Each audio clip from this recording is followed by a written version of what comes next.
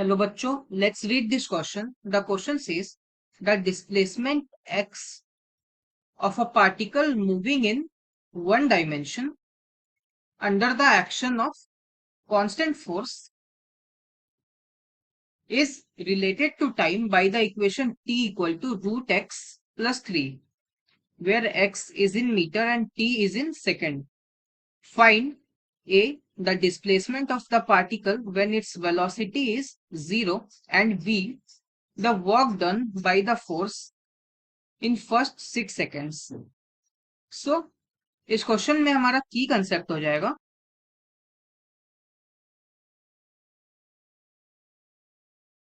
ए part में displacement and B part के लिए वर्क डन.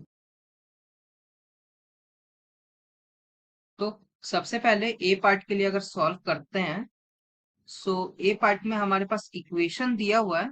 ये दिया हुआ है t equal to under root x plus 3 दिया हुआ है.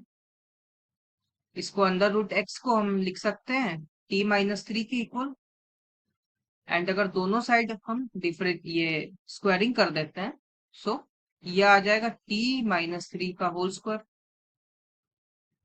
इसको इक्वेशन 1 ले लेते हैं, डिस्प्लेसमेंट का इक्वेशन. एंड नाउ इसको दोनों साइड में अगर t के रेस्पेक्ट में डिफरेंशिएट करते हैं तो ये आ जाएगा dx by dt. This is equal to 2 times of t minus 3. dx by dt also equal होता है वेलोसिटी के, so v equal to 2t minus 6 हो जाएगा. सो वेलोसिटी का भी इक्वेशन आ गया हमारे पास. एंड हमें कहा है कि वेलोसिटी 0 है, उस टाइम पे डिस्प्लेसमेंट फाइंड करना है. तो वेलोसिटी 0 है तो टाइम कितना होगा यहाँ पे इस इक्वेशन में रखेंगे तो टाइम 3 आ जाएगा. एंड इसको इक्वेशन 1 में पुट करते हैं इन दोनों को वैल्यूज को. हमारे पास आ जाएगा टाइम t यानी कि 3 माइनस 3 का होल स्क्वायर. ये 0 के इक्वल आ जाएगा.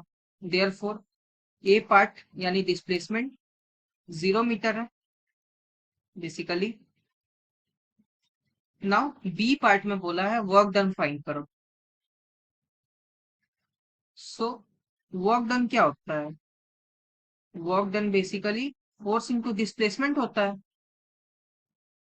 फोर्स इनटू डिस्प्लेसमेंट एक्स होता है ये. एंड फोर्स क्या होता है? Mass into acceleration. MAX लिख सकते हैं इस चीज को बेसिकली हम. एंड एंड एक्सेलरेशन को हम लिख सकते हैं वेलोसिटी अपॉन टाइम के इक्वल.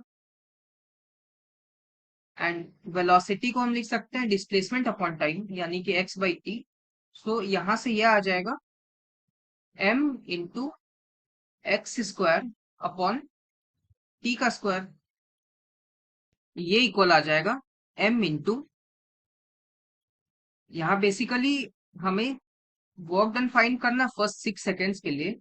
तो x2 माइनस x1 का स्क्वायर करेंगे यहाँ पे हम लोग, फाइंड करना होगा बाई t2 माइनस t1 का स्क्वायर करेंगे. सो यहाँ पे t1 जो है उसको हम 0 सेकेंड ले रहे हैं. सो अगर टाइम हमारा 0 सेकेंड है तो उस टाइम पे हमारा डिस्प्लेसमेंट क्या होगा?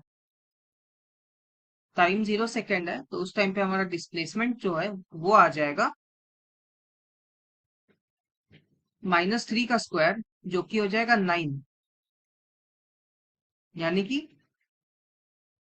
t1 0 होगा तो उस टाइम पे x1 हमारा 9 आ जाएगा. एंड t2 जो है वो बेसिकली हमारा 6 सेकेंड्स है. सो इस केस में t2 अगर 6 सेकेंड्स है तो x2 हमारा क्या हो जाएगा? 6 माइनस 3 का स्क्वायर यानी कि 3 का स्क्वायर. एंड ये भी हो जाएगा 9. So this is equal to m into 9 minus 9 का स्क्वायर अपॉन 6 माइनस 0 का स्क्वायर. ये इक्वल आ जाएगा 0 के. सो बी पार्ट में जो वर्क डन निकालना है वो भी 0 जूल के इक्वल आ गया. Hope you understood it well. Best of luck.